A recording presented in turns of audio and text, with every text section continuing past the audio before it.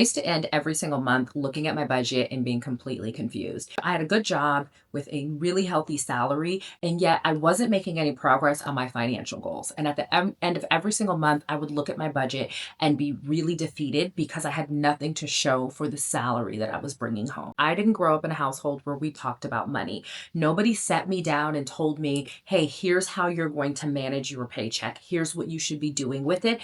Everything that I had to learn, I learned on my own through trial and error. So I had to figure it out myself. And these 6 habits changed everything. Number 1, I started learning on purpose.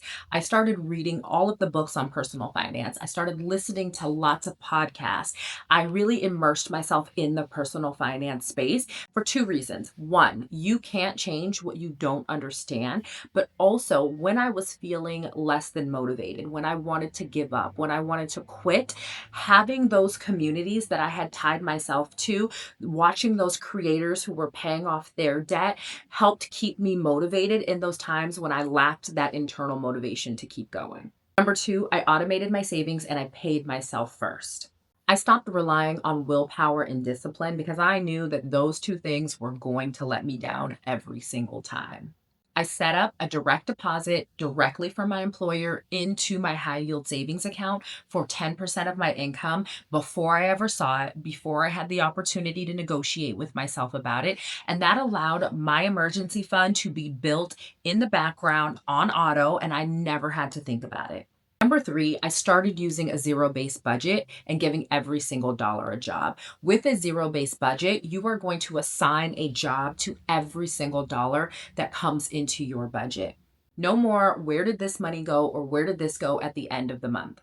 Every dollar knew its assignment before I had the chance to spend it.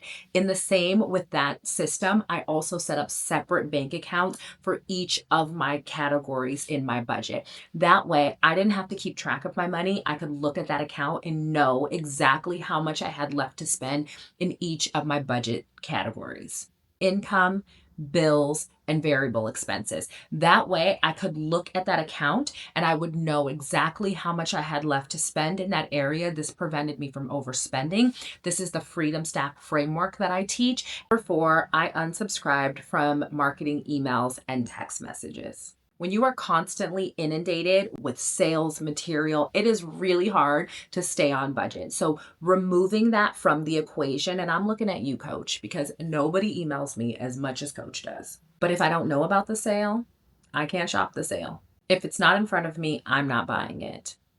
And unsubscribing from marketing promotions removed that temptation. There's a reason companies are willing to give you a discount in exchange for your contact information. They know that if they can get the sale in front of you, you are much more likely to participate in it. Unsubscribing from the marketing emails and the text messages just takes a little bit of your power back from these huge marketing organizations that are using psychology to get your money. Number 5, I got specific with my goals. I used to set really vague goals. I want to save more money. I want to pay off more debt. But when I got really specific about my goals, it allowed me to get laser focused. So then I started setting goals. I want to save $1,000. I want to pay an extra 2 car payments this quarter. When you have specific goals, you can measure your progress, which is much more likely to keep you motivated. Vague goals will get vague results.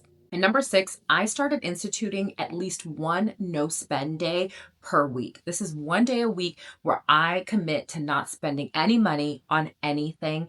This one sounds small, but it's really not. 1, it helps you save. 2, you start practicing that say no muscle and looking for cheaper, less expensive alternatives because it's inevitable that something will come up on that no spend day. And because it's a no spend day and you're going to honor the commitment that you made to yourself, you have to get creative in looking for other solutions to spending money on that day.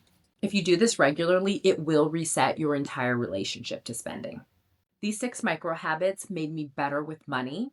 Here's what they all have in common. They remove the decision from the equation. Your brain stops fighting your habits when your habits are set up for your success. If this video resonated with you, tell me in the comments which one are you implementing this week.